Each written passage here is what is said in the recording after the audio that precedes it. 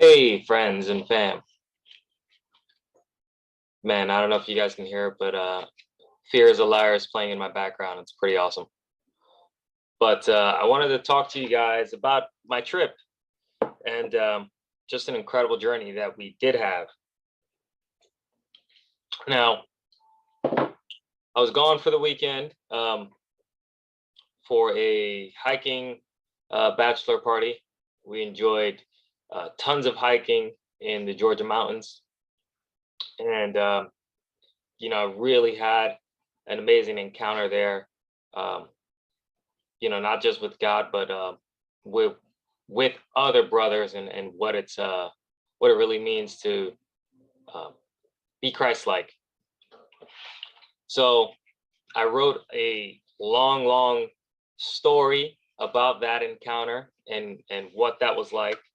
We're gonna be mailing that out. So if you are part of our mailing list and you want to know more about that story, I encourage that you reach out, send us your email so that we can throw you on there and you can receive those kinds of cool stories. I wanted to talk about willpower, and it ties perfectly into the trip that we had. Um, it required a lot of willpower to finish this hike that normally takes about 2.5 hours, but it took us 6. And I detail that entirely within the newsletter. So check that out. But it's a great story on willpower, grit, and helping another brother out. But willpower, as you can see, it's like a muscle. It needs to be challenged to build itself. Now, I know that's easier said than done. And I felt that it would be helpful to share just 3 tips on how to build your willpower so you can accomplish the things that truly matter. So, tip number 1 is finish what you begin. We all start projects or get partway through something and then find out like there's more steps involved than we thought, and we abandon it, or we get bored and we move on to the next thing. Finish what you begin. And this especially applies in areas that we do repetitively. Think about sleep. When you go to sleep, um, hopefully you have a nightly ritual. You brush your teeth, you say your prayers, and you go to bed. And in the morning, you may or may not do your bed. Now, why would you do your bed? Well, the act of doing your bed is completing the process of sleep. Without completing the process of sleep, you're already starting off with an incomplete assignment. Now, let's say you start to build that habit of doing the bed. Well, tip number 2 is do a little better than you think you can.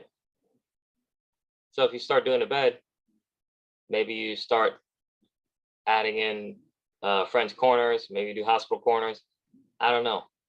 But you just do a little bit better than you thought you would. And that, in turn, encourages you and makes it that much more rewarding when you complete the assignment.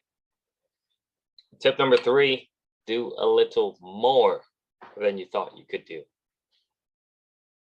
Maybe, doing the bed in the morning isn't the only thing. Maybe you fluff your pillows.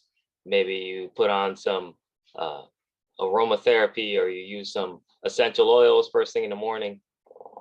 Whatever it is that completes your morning process of sleep. Maybe you have a gradual sunrise alarm clock that wakes you up. These things